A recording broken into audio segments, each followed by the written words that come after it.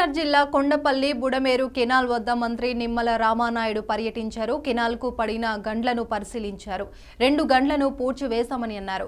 3వ గండిని కూడా పూడ్చివేస్తామని చెప్పారు. నీటిపారుదల సిబ్బంది నిరంతరం కష్టపడటం వల్ల విజయవంతంగా గండ్లను పూడ్చగలిగామని అన్నారు. ఇక 3వ గండిని పూడ్చితే విజయవాడ ప్రజలు ఊపిరి పీల్చుకుంటారని మంత్రి నిమ్మల రామానాయుడు తెలిపారు.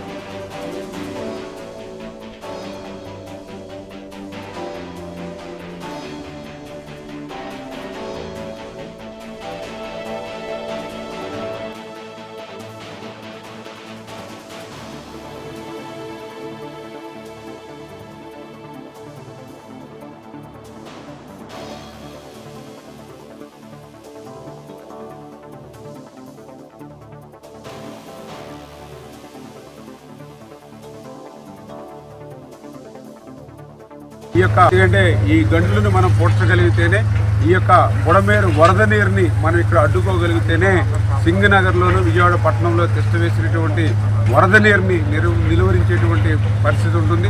అంచేత మనం అక్కడ ఎంత పెద్ద ఎత్తున సహాయ కార్యక్రమాలు చేసినా కూడా ఈ వరద నీరును అడ్డుకోగలిగితేనే ఈ గంటలు పూడ్చగలిగితేనే ప్రయోజనం ఉంటుందనే ఉద్దేశంతో చంద్రబాబు నాయుడు గారు కూడా 74 సంవత్సరాల వయసులో మరి రోజుకి 2 గంటలు సైతం కూడా పడుకోకుండా ఆయన ఏ విధంగా అయితే పనిచేస్తున్నారో ఆయన కష్టానికి ఆయన కృషికి ఫలితం ఉండాలంటే ఈ గంటలు ఖచ్చితంగా పూడ్చాలనే ఉద్దేశంతో మరి ఇక్కడే ఉండి ఏదైతే ఏజెన్సీని అదేవిధంగా అధికారులు సమన్వయం చేసుకుంటూ పనిచేయడం వల్ల ఎందుకంటే ఈ గంటలను మనం పూడ్చగలిగితేనే ఈ యొక్క బుడమేరు వరద నీరుని మనం ఇక్కడ అడ్డుకోగలిగితేనే సింగనగర్లోను విజయవాడ పట్టణంలో తిష్టవేసినటువంటి వరద నీరుని నిలువరించేటువంటి పరిస్థితి ఉంటుంది.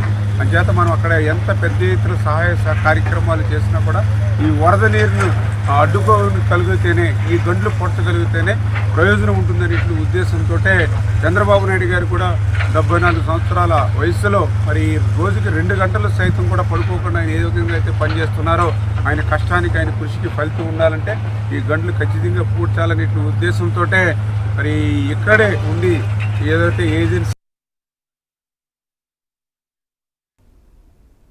హైదరాబాద్లో విస్కీ ఐస్ క్రీంల దందా వెలుగు